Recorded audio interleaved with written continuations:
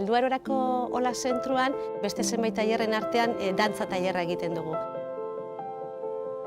Dantza tailerra sortu zen musikak eta dantzak terapia bezala duen garrantziagatik gorputzak aktibo mantentzeko eta baita arlo kognitiboa lantzeko asmoz.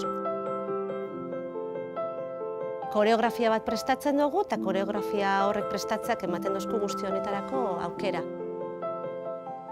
Dantza hori gainera besteen aurrean erakusteak lortu du beraiengan, bere buruengan konfiantza gehitzea eta gainera dantza tailerra nire ustez bihurtu da beraiek beren sentimenduak eta nola sentitzen diren espresatzeko lekua bezala.